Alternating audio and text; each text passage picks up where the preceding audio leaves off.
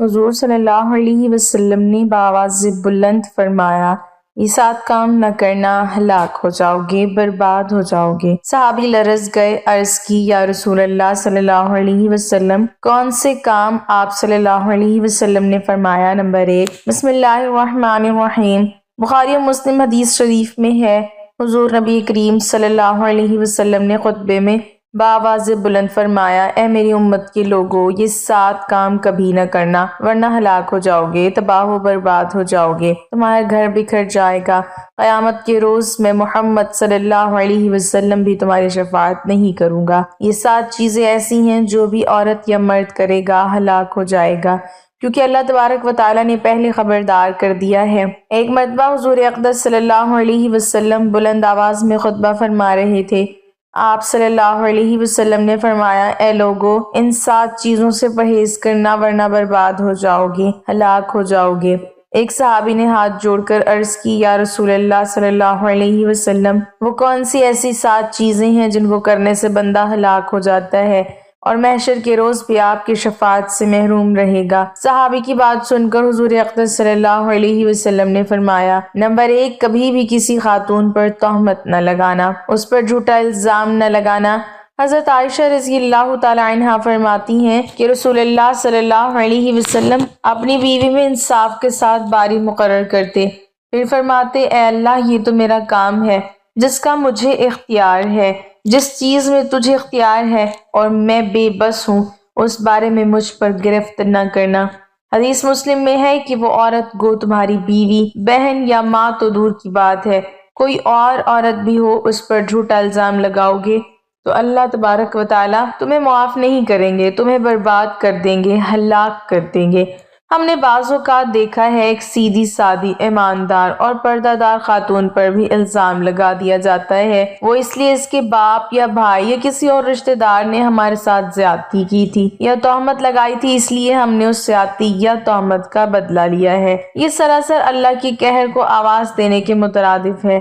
ہم کون ہوتے ہیں کسی سے بدلہ لینے والے؟ ہم کچھ نہیں اس ذات کے آگے، اس پر چھوڑ دو، انصاف کرنا میرے اللہ کا کام ہے۔ تو اس کی رضا پر صبر کر، پھر دیکھ اللہ تعالیٰ تیرے ساتھ کیسا انصاف کرتا ہے۔ جب تحقیق کی جاتی ہے وہ خاتون بے گناہ نکلتی ہے، ایسے ہی الزام لگانے والے کو اللہ تعالیٰ قیامت کے روز معاف نہیں کریں گے، کیونکہ حضور اقدس صلی اللہ علیہ وسلم پہلے ہی خبردار کر چکے ہیں۔ ایک اور مسلم حدیث شریف میں ہے، قیس بن عباد سے مروی ہے کہ ہم نے عمار رضی اللہ تعالیٰ عنہ سے کہا، تم اپنے کار لڑائی کے بارے میں کیا سمجھتے ہو؟ یہ تمہاری اپنی رائے سے ہے، یا رائے تو درست بھی ہوتی ہے اور غلط بھی، یا کوئی وعدہ ہے جو رسول اللہ صلی اللہ علیہ وسلم نے آپ سے کیا ہے؟ انہوں نے کہا، رسول اللہ صلی اللہ علیہ وسلم نے جو عہد لوگوں سے نہیں لیا وہ ہم سے بھی نہیں لیا، اور رسول اللہ صلی اللہ علیہ وسلم نے فرمایا، میری امت میں 12 منافق ہوں گے جو نہ تو جنت میں داخل ہوں گے نہ ہی جنت کی خوشبو سونگھ سکیں گے جب تک اونٹ سوئی کے سوراخ میں سے نہ گزر جائے۔ ان میں سے 8 ایسے ہیں جنہیں ایک پھوڑا ہی کافی ہوگا، آگ کا ایک شعلہ جو ان کے کاندھوں میں نکلے گا اور آخرکار ان کے سینوں میں ظاہر ہو جائے گا۔ صحیح حدیث شریف میں آپ صلی اللہ علیہ وسلم نے فرمایا، نمبر 2 کسی یتیم غریب کا حق نہ کھانا، اس کا مال نہ کھانا، ہلاک ہو جاؤ گے، برباد ہو جاؤ گے۔ حضور اقدس صلی اللہ علیہ وسلم نے فرمایا، کسی غریب، یتیم یا بیوہ کا یا کسی اور کا ناحق مال کھایا تو قیامت کے روز میں تمہاری شفاعت نہیں کروں گا۔ آپ خود سوچئے، جب آپ صلی اللہ علیہ وسلم قیامت کے روز کسی کی شفاعت نہ کریں، وہ اس دنیا میں بھی ہلاک ہو چکا ہے اور محشر کے روز تو ہلاک ہوگا ہی ہوگا، بلکہ جہنم کے بڑے گڑھوں میں سے ایک گڑھے میں رہے گا، اس کو کبھی موت نہیں آئے گی، اس لیے آپ اس کام کو مت کرنا۔ نمبر 3 حضور اقدس صلی اللہ علیہ وسلم نے فرمایا، کبھی سود نہ کھانا نہ سود دینا ورنہ ہلاک ہو جاؤ گے۔ جب حضور اقدس صلی اللہ علیہ وسلم نے یہ حکم صادر فرما دیا کہ سود دینا اور لینا دونوں کے لیے حرام ہے اور شریعت محمدی میں ناجائز ہیں، ہم کون ہوتے ہیں اس مکروہ عمل کو کاروبار بنانے والے؟ جب حضور اقدس صلی اللہ علیہ وسلم نے حکم دے دیا یہ عمل حرام اور ناجائز ہے، ہم اس کو کاروبار کی شکل دیتے ہیں۔ اس لیے حضور صلی اللہ علیہ وسلم نے اپنی امت کو خبردار کیا تھا یہ کام نہ کرنا، یہ عمل جہنم میں لے جائے گا، لیکن ہم نے تو یہ کاروبار بنا دیا ہے۔ ہم جانتے ہوئے بھی یہ سود ہے، بینک میں پیسے رکھ دیتے ہیں، اس کا ماہانہ منافع کھا کر کہتے ہیں یہ کاروبار ہے۔ ہم کہتے ہیں خیر ہے، ہم بھولے بنتے ہیں، دراصل ہم خود کو ہی دھوکہ دے رہے ہوتے ہیں۔ ہمیں پتہ ہے محشر کے روز سود دینے والے کی اور سود لینے والے کی دونوں کی بخشش نہیں ہوگی، پھر بھی یہ کاروبار ہم دھڑلے سے کرتے ہیں۔ کچھ لوگ اتنے مہربان ہوتے ہیں، کہتے ہیں اگر یہی پیسہ ہم نے کاروبار میں لگایا ہوتا تو ہم اتنا منافع کما چکے ہوتے، وہی منافع ہم پیسے دینے والے سے لے رہے ہیں، یہ گناہ کیسا ہے؟ دراصل ایسا سوچنے والے انسان جہنم کی طرف تیزی سے جا رہے ہیں۔ اس لیے آپ ابھی سے اسی وقت اللہ تعالیٰ سے توبہ استغفار کیجئے اور اپنے گناہوں کی معافی طلب کیجئے، لیکن یہ سود ہے، اس سے پرہیز کیجئے اور اپنی آخرت سنواریے، یہ نہ ہو قیامت کے روز آپ صلی اللہ علیہ وسلم کی شفاعت سے محروم ہو جائیں۔ سود دینے والا بندہ اور سود لینے والا بندہ دونوں سمجھو ہلاک ہو گئے۔ نمبر 4، حضور اقدس صلی اللہ علیہ وسلم نے فرمایا کسی کے ساتھ جادو ٹونا نہ کرنا ورنہ ہلاک ہو جاؤ گے، تمہاری بخشش نہ ہوگی۔ محترم ناظرین، جب ہمارے پیارے نبی کریم صلی اللہ علیہ وسلم نے جادو ٹونا کرنا حرام قرار دیا ہے، پھر بھی ہم وہ عمل کرتے ہیں، آپ خود سوچئے ہم ہلاک ہوں گے یا آباد ہوں گے، خاص کر جہاں وٹا سٹا کی شادی ہوتی ہے، یعنی کہ ایک رشتہ دار کے گھر بیٹیوں کی شادی کرنا۔ کچھ ایسے حضرات ہوتے ہیں جادو ٹونے سے اپنی بیٹیوں کی زندگی بھی خراب کرتے ہیں، تباہ کرتے ہیں اور اپنی آخرت بھی گنوا دیتے ہیں۔ ایسے انسانوں کو صرف اللہ پر بھروسہ کرنا چاہیے جس نے آپ کی بیٹی کو پیدا کیا ہے، اس کی قسمت اور زندگی کا فیصلہ بھی اللہ تعالیٰ پر چھوڑ دو، پھر دیکھو آپ کی بیٹی کا گھر کیسے آباد ہوتا ہے، بلکہ جنت بن جاتا ہے، کیونکہ اللہ رب العالمین قرآن پاک میں بہت مرتبہ بلند و بالا ارشاد فرما چکے ہیں جس نے میرے نبی کریم صلی اللہ علیہ وسلم کی بات نہ مانی اس نے گویا میری بات نہ مانی، جس نے میری بات نہ مانی وہ میرے ساتھ جنگ کرنے کے لیے تیار ہو جائے، میں رب اس کے ساتھ جنگ کروں گا، کیونکہ اس وقت اللہ رب العزت قہار ہوتے ہیں، یہ نہ ہو آپ کے ساتھ قہار کا معاملہ ہو جائے۔ جب اللہ رب العالمین آپ کو قرآن پاک میں بار بار منع فرما رہے ہیں، پھر بھی وہ کام کرنا جہنم کے گڑھے میں جانے جیسا ہے، نہ قیامت کی روز بخشش ہوگی، نہ اس دنیا میں سرخ رو ہوں گے، اس معاملے پر تباہی ہی تباہی ہے۔ اس لیے محترم ناظرین، ہمیں ان کاموں سے بچنا چاہیے جن کاموں کو ہمارے نبی کریم صلی اللہ علیہ وسلم نے سختی سے منع فرمایا ہو۔ نمبر 5، ہمارے دین اسلام کے لیے جہاد کرتے وقت پیٹھ دکھا کر بھاگنا۔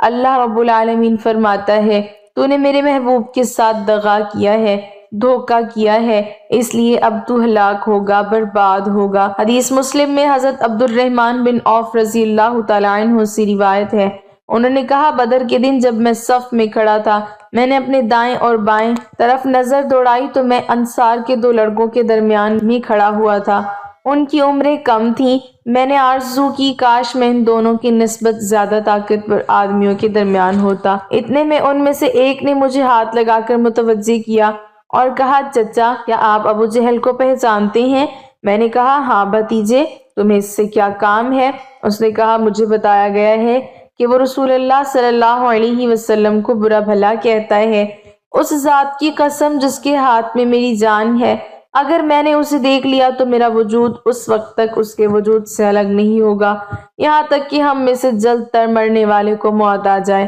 میں نے اس لڑکے پر تعجب کیا تو دوسرے لڑکے نے مجھے متوجہ کیا اور وہی بات کہا پھر زیادہ دیر نہ گزری کہ میری نظر ابو جہل پر پڑی، وہ لوگوں میں گھوم رہا تھا، تو میں نے ان دونوں لڑکوں سے کہا تم دیکھ نہیں رہے، یہ ہے تمہارا مطلوبہ بندہ جس کے بارے میں تم پوچھ رہے تھے۔ وہ دونوں یکدم اس کی طرف لپکے اور اس پر اپنی تلواریں برسا دی، حتیٰ کہ اسے قتل کر دیا، پھر پلٹ کر رسول اللہ صلی اللہ علیہ وسلم کی خدمت میں حاضر ہوئے اور آپ کو اس کی خبر دی تو آپ صلی اللہ علیہ وسلم نے پوچھا تم دونوں میں سے اسے کس نے قتل کیا ہے؟ ان دونوں میں سے ہر ایک نے جواب دیا میں نے اسے قتل کیا ہے۔ آپ صلی اللہ علیہ وسلم نے پوچھا کیا تم دونوں نے اپنی تلواریں صاف کر لی ہیں؟ انہوں نے کہا نہیں۔ آپ صلی اللہ علیہ وسلم نے دونوں تلواریں دیکھی اور فرمایا تم دونوں نے اسے قتل کیا ہے، اور اس کے ساز و سامان کا فیصلہ آپ نے معاذ بن عمرو بن جمو رضی اللہ تعالیٰ عنہ کے حق میں دیا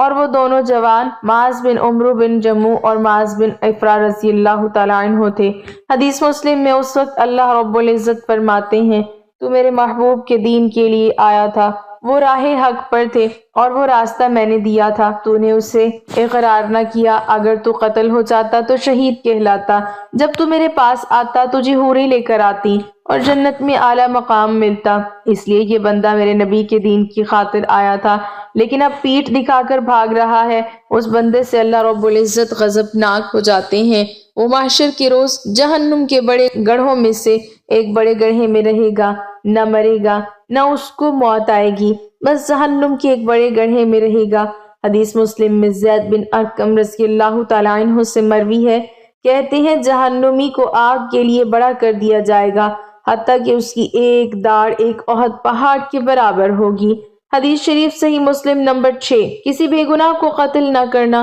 حضور اقدس صلی اللہ علیہ وسلم نے فرمایا جس عمل کو اللہ رب العالمین نے حرام قرار دیا ہو اس کو نہ کرنا، یعنی کسی بے گناہ کو قتل نہ کرنا۔ حدیث پاک میں ہے کسی ایک بے گناہ کو قتل کرنا گویا ساری انسانیت کو قتل کرنے کے برابر ہے۔ مسلم شریف حدیث میں ہے یعنی کسی بے گناہ کو قتل کر دینا، اللہ رب العزت اس قتل کرنے والے بندے کو ناپسند فرماتے ہیں، گویا وہ ہلاک ہوا۔ نمبر 7، حضور اقدس صلی اللہ علیہ وسلم نے فرمایا کسی کو بھی اللہ رب العالمین کے ساتھ شریک نہ کرنا، یہ عمل میرے اللہ تعالیٰ کو بہت ناپسند ہے۔ حدیث شریف مسلم میں حضرت ابو ذر رضی اللہ تعالیٰ عنہ سے روایت ہے،